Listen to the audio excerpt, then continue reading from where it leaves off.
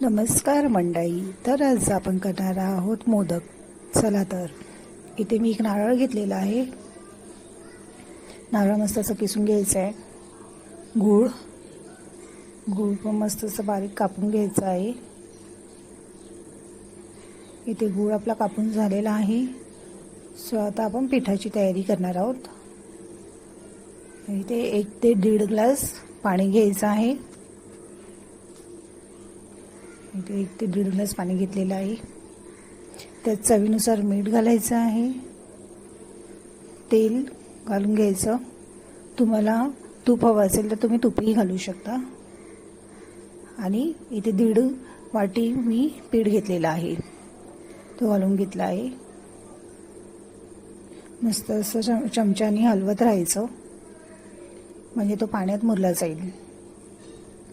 हे बघा, इथे आता मस्त आपला रेडी आहे पीठ. थंड करायला ठेवणार आहोत 10 ते 15 मिनटं. सो इथे मी वेलची घेतली आहे. वेलचीची मस्त पावडर करून घेणार आहोत.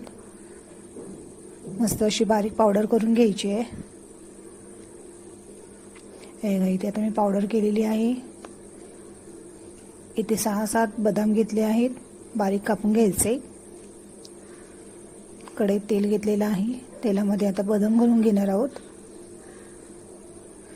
थोडेसे परतवायचे आहेत.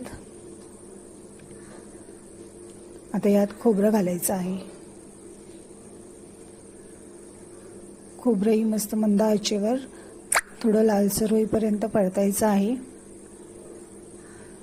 खोबऱ्याला लाल रंग आला की त्यात आपण गूळ घालून घेणार आहोत.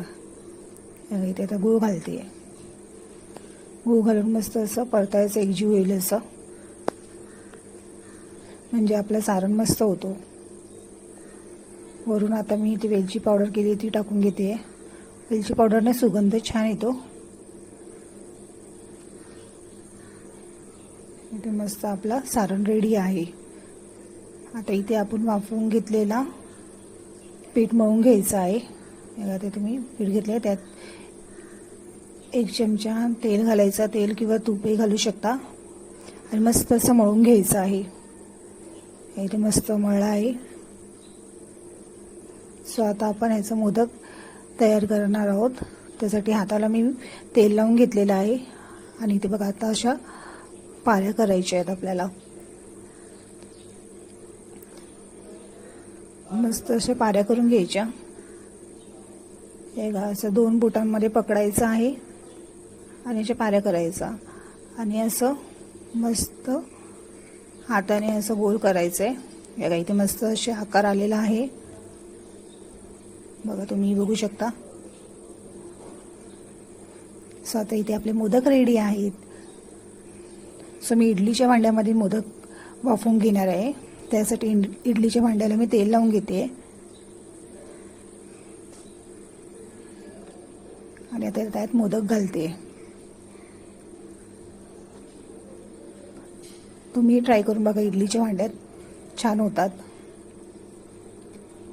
सो आता इथे मी गॅसवर इडलीचं भांडं ठेवलेलं आहे. त्यात पाणी घातलं आहे आणि लिंबू टाकलं आहे. भांडं काळं न होऊ म्हणून मी लिंबू घालून घेतला आहे. सो आपण मोदकाने भरलेले भांडं त्यात लावणार आहोत. मग आता इथे आपले 3 भांडे होते ते लावून घेतले आहेत. आणि वरून असं झाकण लावून घ्यायचं आहे. आणि 15 ते 20 मिनटं मस्त वाफवून घ्यायचं आहे. हे बघा, इथे मस्त वाफवून घेतलेले मोदक आपले रेडी आहेत. सो तुम्हाला माझं चॅनल आवडला असेल, लाईक करा, सबस्क्राईब करा, बेल आयकॉनवर क्लिक करा आणि शेअर करायलाही विसरू नका.